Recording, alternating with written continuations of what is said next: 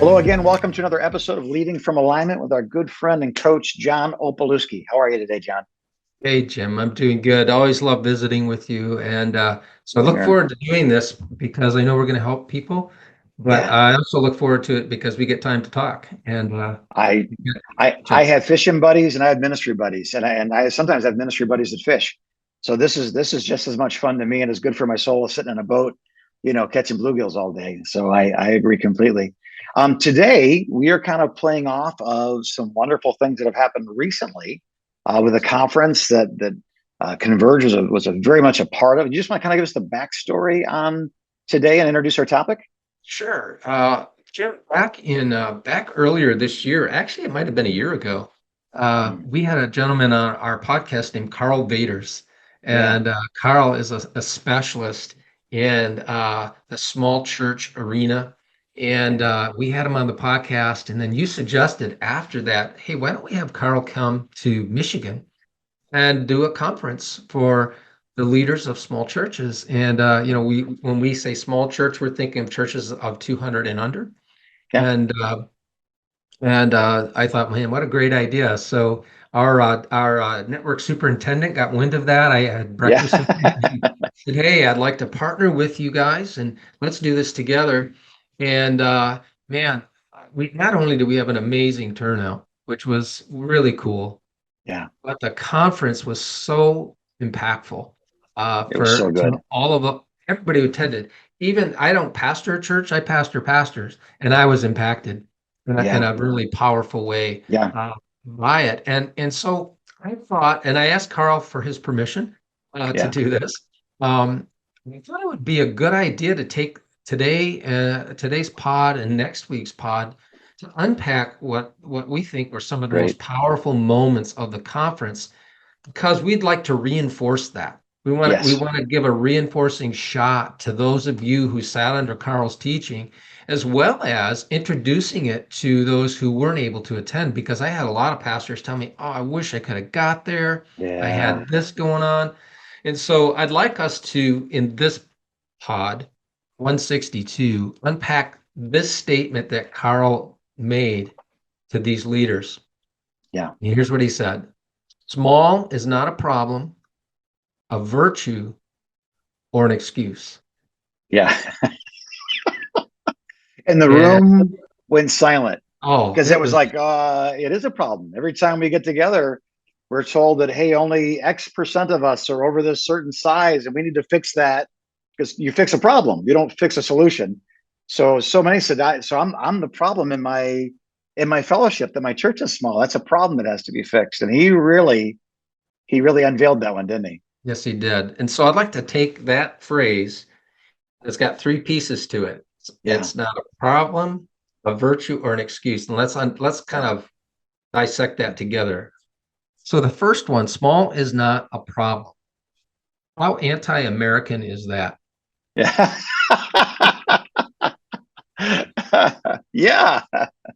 Yeah. Ninety Uh, percent of evangelical churches in the United States are 200 and under. yeah. 90%.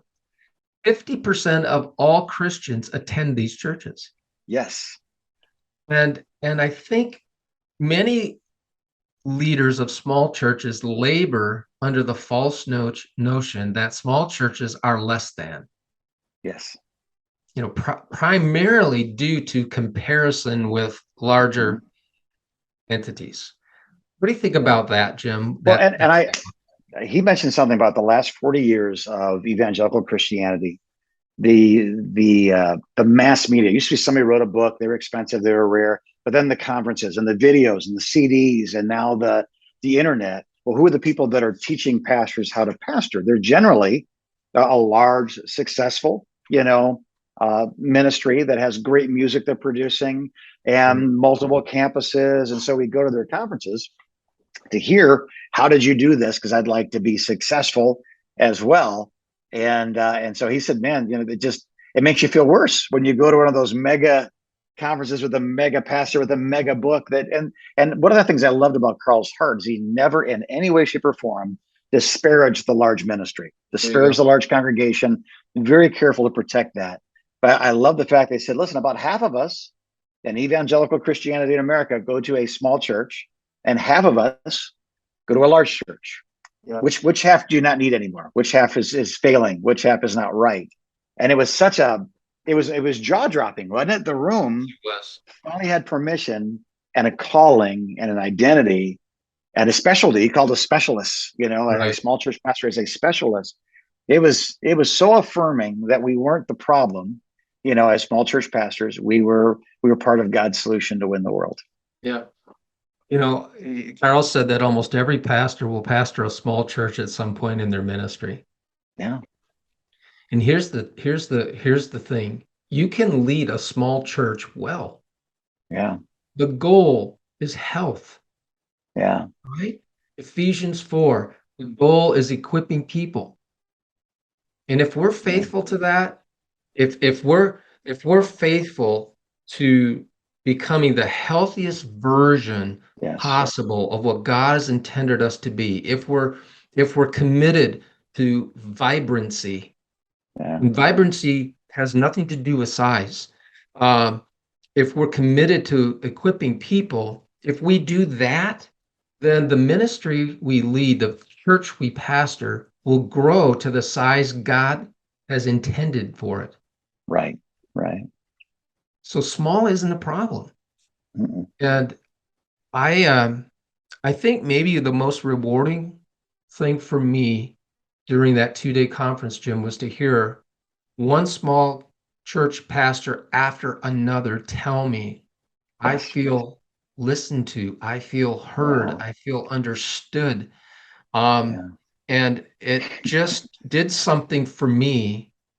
I guess I wasn't expecting the kind of the response we received, Jim, was yeah, was so much that way, and it was so gratifying to me. I had pastors tell me, I have never been to a conference like this in my entire yeah, life yeah, that was dedicated to somebody in my environment.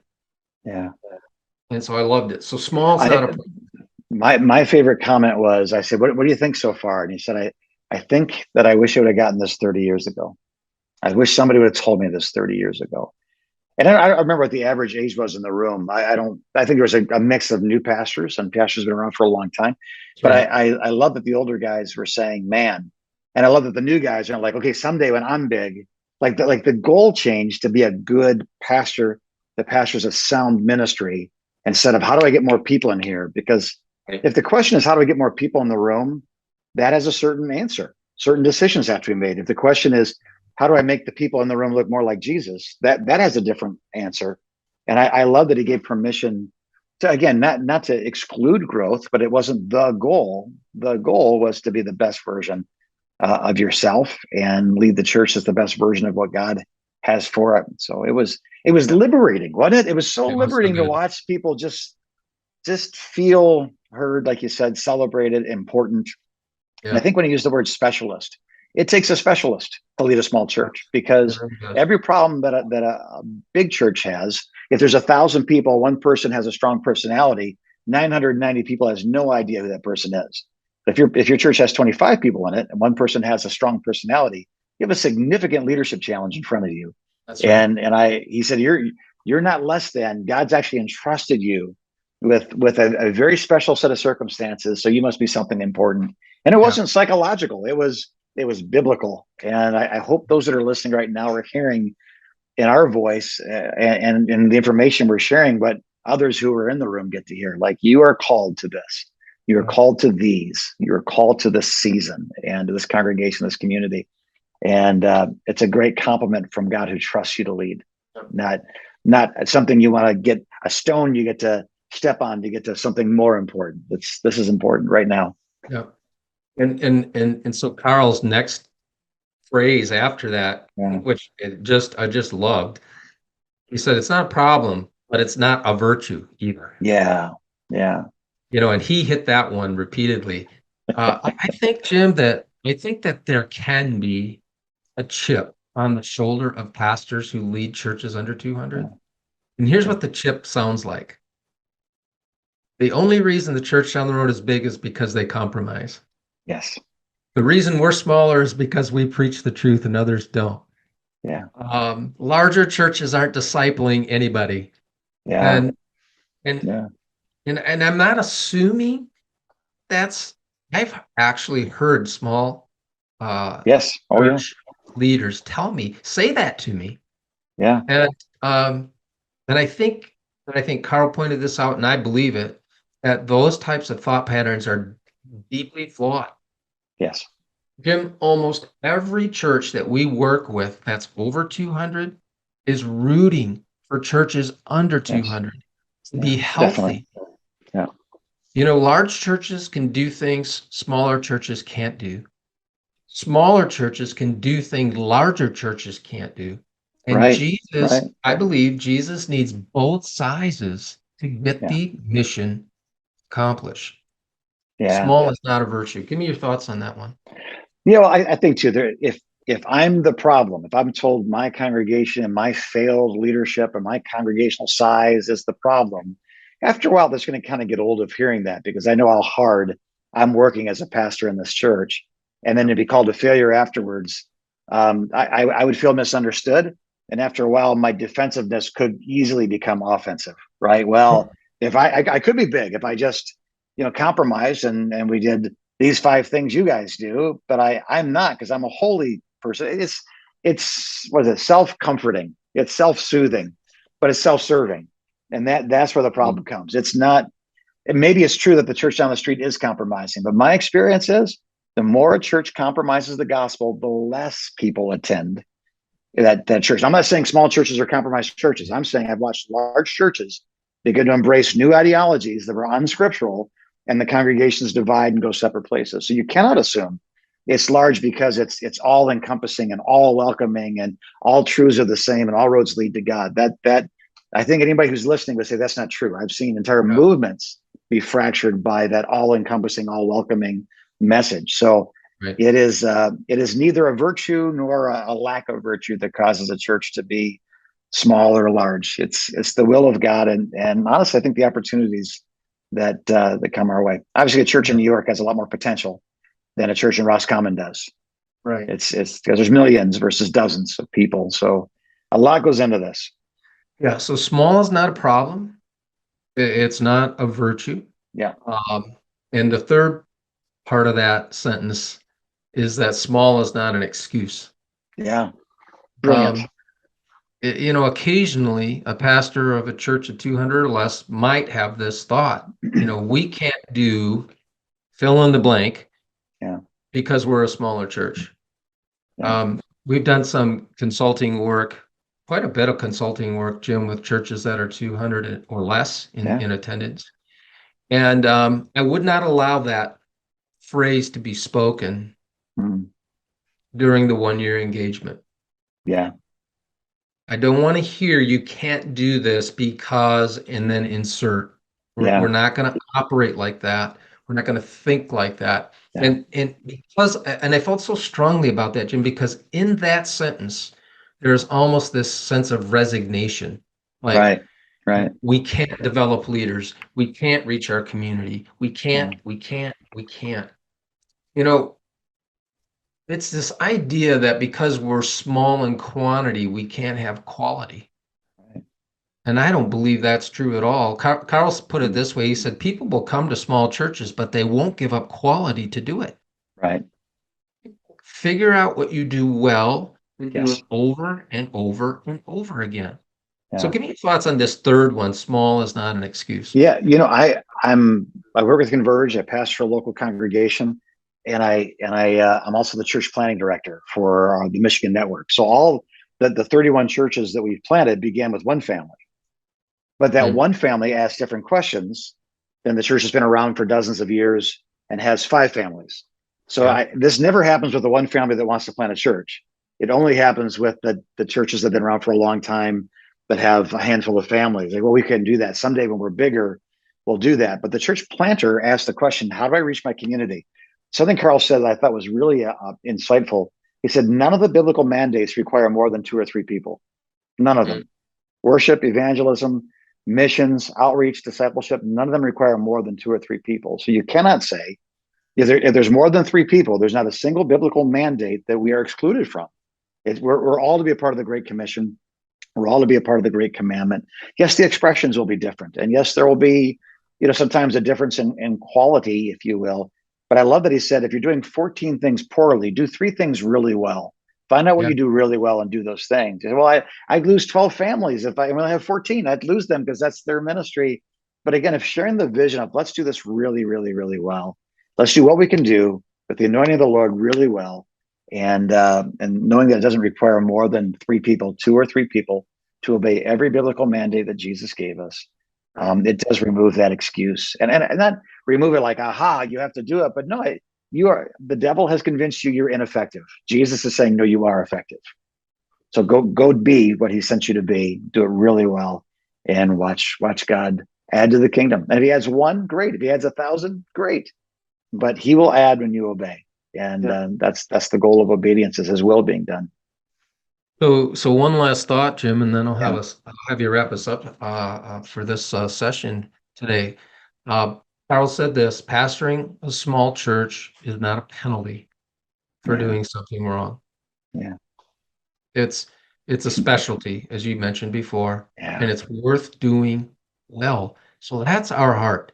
We want you to do whatever God has put in front of you to do, and to do it well, to do it better than maybe you've done it, and to do it for sustainable period of time, for longevity.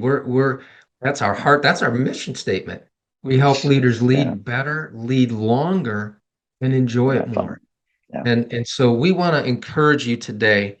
If you're leading a work that is under 200, that you have a place at the table.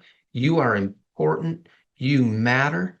What you do is hard to do. And so we want to encourage you, and we want to challenge you. We want to challenge you.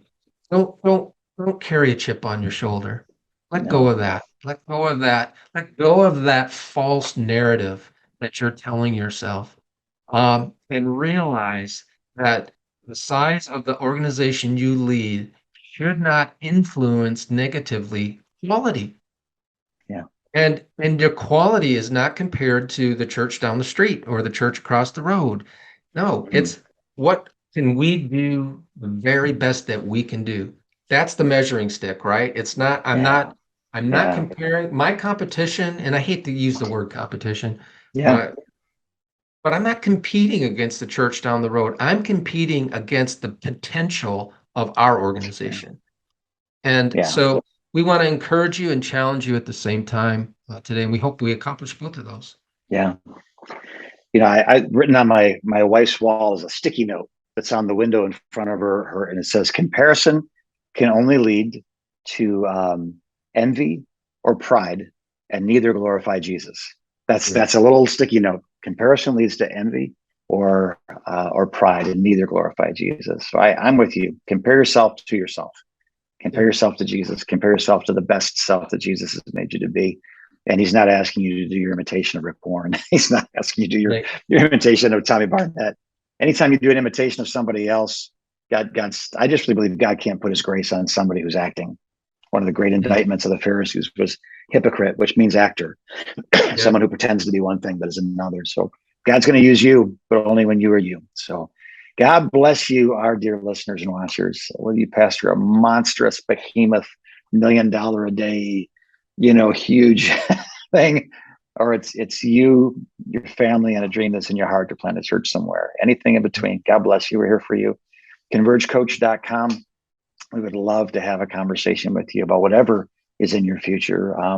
These thoughts and other ones are available to you through a multitude of staff members that specialize in large churches, small churches, planting churches, troubled churches. We've been there as a team. Various parts of us have been there or are there now as a team. And we'd love to take the testimonies to help you through your test. So God bless you. Keep going. It's Tuesday. You haven't quit. We're proud of you. We're cheering for you from the stands. Continue to lead from alignment.